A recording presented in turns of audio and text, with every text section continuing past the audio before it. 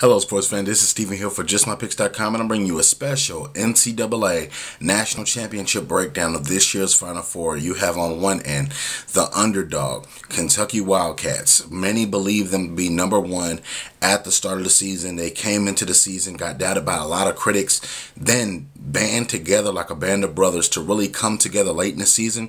We saw them in the SEC Championship come together really and play with poise. Then you have going against the Uconn Huskies, a team that was underrated all season long. You know, they're led by a couple of good standout guys. I know one in Terrence Samuels. You also have to look at what they can do as far as Shabazz Napier and what he brings to the table.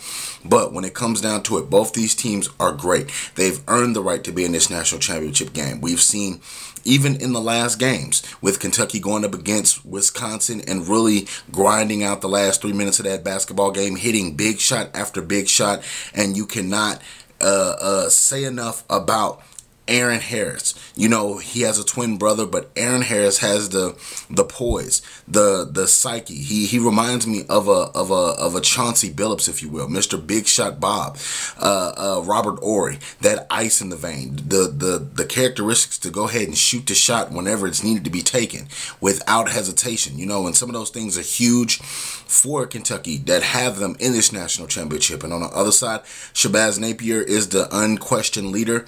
He reminds me of so much of Kemba Walker. Remember when Kemba Walker and him won that first national title? Napier was not the player he was now, but you can tell a lot of those gutty instincts, a lot of those plays, a lot of those things remind me of him when it comes down to it. It's going to be two X factors in this game. Napier, can he play defense and can he play good at the point guard position and really lead this team?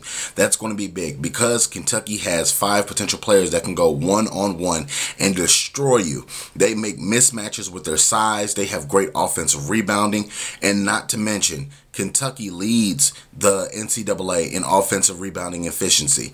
That is going to be a big thing. Then you have to look at Julius Randle when he comes into play. A wide body, undersized power forward / center can really stick his nose in there and get the job done and play big man basketball. When you look at the size, you look at the comparison, Kentucky outsizes this team by miles. But we've seen team after team go down, and we saw the #1 ranked Florida Gators go down to them again. You cannot underrate these teams. Kevin Ollie has this team playing and believing in themselves. They're playing with heart of lions, heart of champions, whatever you want to call it. But they play together. The Kentucky Wildcats, the only bad thing I see about this team, at times they can lull you to sleep because they do go 1-on-5 sometimes. Sometimes they get selfish with the basketball. Sometimes they drive down the lane and just toss it up, hoping to get a foul, hoping to get some kind of action at the rim because of their size. Now, when you look at the X factor for Kentucky, Julius Randle is going to control the boards. He's going to help these guys. Calipari has to trust his freshmen as he's done all season long to get the job done, and this is going to be the biggest stage. This is going to be one of those emotional rushes. The first 10 minutes of the game, you could possibly blow a fuse if you're the Kentucky Wildcats because of all that energy. Kentucky fans travel well, so do Uconn fans.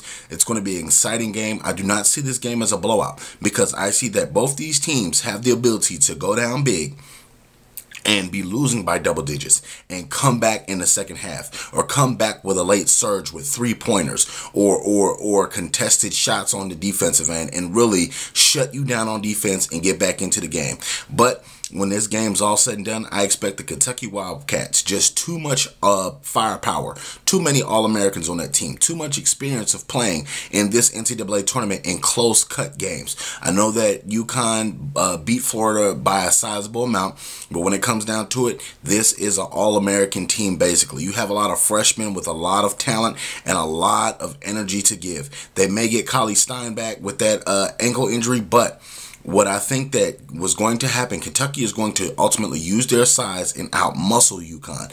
I know that Uconn is an excellent team when they play defense and they're knocking down those shots, but I think that if this game comes down to a one-possession game, or if this game comes down to the last second, and you have to have Mr. Aaron Harris shoot the ball, it's going to be lights out for Kentucky, and they're going to win this game. Shabazz Napier can hit shots too down the stretch, but I've seen more ice-cold plays from Harrison.